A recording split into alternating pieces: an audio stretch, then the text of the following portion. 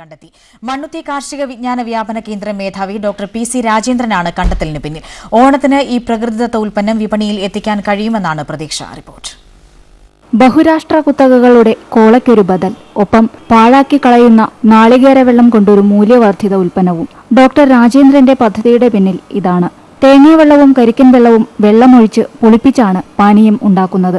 40 ദിവസത്തിനുള്ളിൽ ഇത് തയ്യാറാകും. പ്രകൃതി എന്ന സന്നദ്ധ സംഘടനയുമായി ചേർന്ന് പ്ലാച്ചിമടയിലാണ് ഇപ്പോൾ ഉൽപാദനം നടക്കുന്നത്.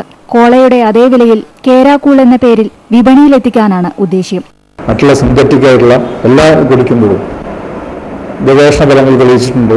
അതിൽ ഇഷ്ടം പോലെ കെമിക്കലുകളാണെന്ന്, അതിന് മനുഷ്യന്റെ എല്ലിനും പല്ലിനും കേടുവരുന്നതാണെന്ന്, ആരോഗ്യപരമായിട്ടുള്ള ഒരുപാട് പ്രശ്നങ്ങൾ ഉണ്ടാകുന്നതാണ്. അവൈലബിൾ ആയിട്ടുള്ള ശീതളപാനങ്ങൾ വെച്ച് നോക്കുമ്പോൾ ഇത് 100% ഓർഗാനിക് ആയിട്ടുള്ള അല്ലെങ്കിൽ നാച്ചുറൽ ആയിട്ടുള്ള പ്രോഡക്റ്റാണെന്നാണ് എന്നെ എടുത്തു പറയുന്ന പ്രത്യേകത. മാത്രമല്ല, ഇങ്ങനെ ഉണ്ടാകുമ്പോൾ ഈ നാളികേരത്തിന് വിലയുണ്ടാകാനുള്ള സാധ്യതകളും കൂടും. 1000 തേങ്ങയുടെ വെള്ളത്തിൽ നിന്ന് 500 ലിറ്റർ പാനീയമെങ്കിലും ഉണ്ടാക്കാം. 3 മാസത്തോളം ഇത് കേടാകാതെയിരിക്കും. കരിക്കൻ വെള്ളം ചേർത്തുണ്ടാക്കുന്ന പാനീയത്തിന് രുചിയേറുമെന്നും ഡോക്ടർ രാജേന്ദ്രൻ പറഞ്ഞു. Asha VC, Amrita news.